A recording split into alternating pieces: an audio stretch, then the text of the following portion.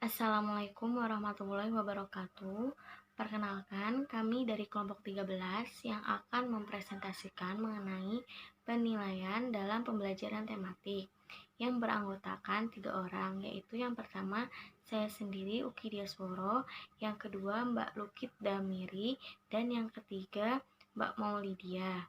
Baik, yang pertama akan saya bacakan yaitu Hakikat RPP. Rencana pelaksanaan pembelajaran adalah rencana kegiatan pembelajaran tatap muka untuk satu pertemuan atau lebih. RPP dikembangkan dari silabus untuk mengarahkan kegiatan pembelajaran peserta didik di dalam upaya mencapai kompetensi dasar. Selanjutnya, menurut Permendikbud nomor 81A tahun 2013 lampiran 4 tentang implementasi kurikulum pedoman umum pembelajaran, tahapan pertama dalam pembelajaran menurut standar proses adalah perencanaan pembelajaran yang diwujudkan dengan kegiatan penyusunan rencana pelaksanaan pembelajaran.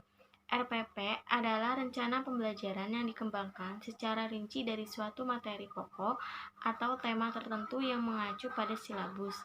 Sementara itu, menurut Panduan Teknis Penyusunan RPP di SD, RPP adalah rencana kegiatan pembelajaran tatap muka untuk satu pertemuan atau lebih. RPP dikembangkan secara rinci dari suatu materi pokok atau tema tertentu yang mengacu pada silabus untuk mengarahkan kegiatan pembelajaran siswa di dalam upaya mencapai kompetensi dasar. Prinsip-prinsip pengembangan RPP. Berbagai prinsip di dalam menyusun RPP adalah sebagai berikut. Yang pertama, RPP disusun guru sebagai terjemahan dari ide kurikulum dan berdasarkan silabus yang telah dikembangkan pada tingkat nasional ke dalam bentuk rancangan proses. Yang kedua, pembelajaran untuk direalisasikan dalam pembelajaran RPP dikembangkan guru dengan menyesuaikan ayat yang dinyatakan dalam silabus dengan kondisi pada satuan pendidikan, baik kemampuan awal peserta didik, minat, motivasi belajar, bakat, potensi, kemampuan emosi, maupun gaya belajarnya. Yang ketiga, RPP mendorong partisipasi aktif peserta didik. Yang keempat, RPP sesuai dengan tujuan kurikulum 2013 untuk Yang ketiga, RPP mendorong partisipasi aktif peserta didik. Yang keempat, RPP sesuai dengan tujuan kurikulum 2013 untuk menghasilkan peserta didik sebagai manusia yang mandiri dan tak berhenti belajar.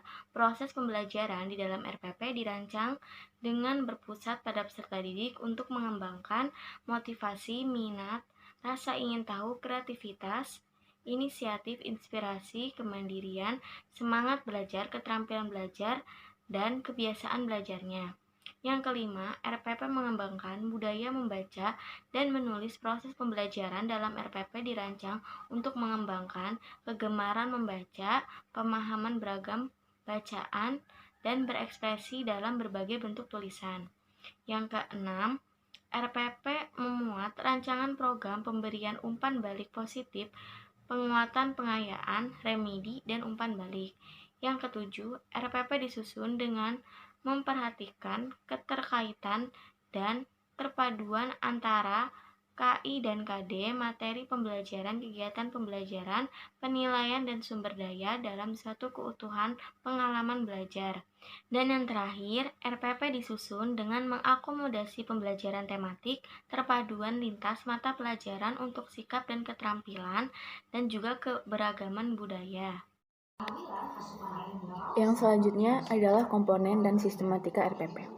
Menurut Permendikbud nomor 81A tahun 2013, lampiran 4 tentang implementasi kurikulum pedoman pembelajaran Kemdikbud 2013 nomor 38, RPP paling sedikit memuat tentang yang pertama, tujuan pembelajaran, yang kedua, materi pembelajaran, yang ketiga, metode pembelajaran, yang keempat, sumber belajar, dan yang kelima, penilaian.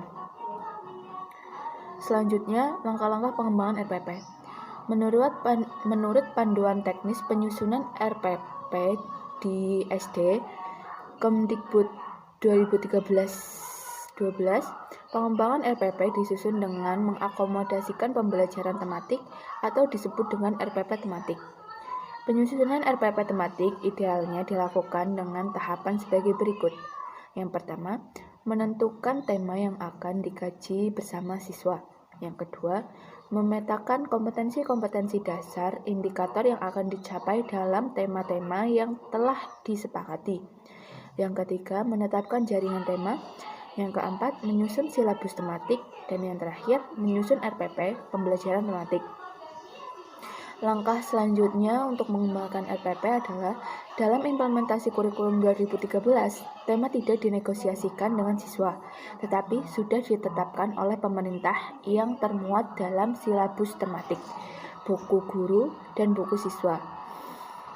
Dan buku siswa telah disediakan oleh pemerintah untuk keperluan penerapan pembelajaran tematik terpadu di kelas. Guru dapat mengembangkan RPP tematik dengan memperhatikan silabus tematik, buku guru, dan buku siswa yang telah tersedia, serta mengacu pada format dan sistematika RPP yang berlaku.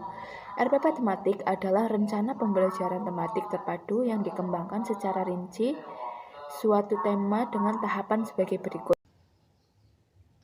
Selanjutnya, RPP tematik adalah rencana pembelajaran tematik terpadu yang dikembangkan secara rinci dari suatu tema dengan tahapan sebagai berikut. Yang pertama, mengkaji silabus tematik. RPP adalah rencana pembelajaran pada suatu mata pelajaran atau tema tertentu dalam pelaksanaan kurikulum SD. Yang kedua, mengidentifikasi materi pembelajaran.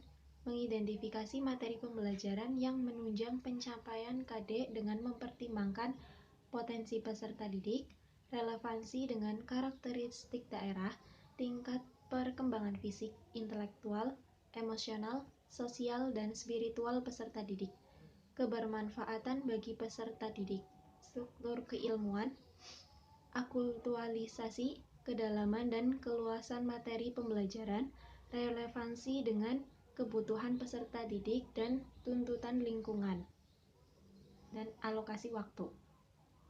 Yang ketiga, menentukan tujuan. Tujuan pembelajaran yang dinyatakan dengan baik mulai dengan menyebut audiens peserta didik untuk siapa tujuan itu dimaksudkan.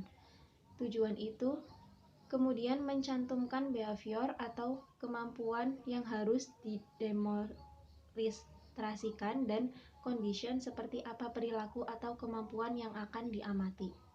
Yang keempat, mengembangkan kegiatan pembelajaran. Kegiatan pembelajaran dirancang untuk memberikan pengalaman belajar yang melibatkan proses mental dan fisik melalui interaksi antar peserta didik dengan guru, lingkungan, dan sumber belajar lainnya dalam rangka pencapaian KD. Yang kelima, penjabaran jenis penilaian. Pencapaian KD peserta didik dilakukan berdasarkan indikator. Penilaian dilakukan dengan menggunakan tes dan non-tes dalam bentuk tertulis maupun lisan. Pengamatan kinerja, pengukuran sikap,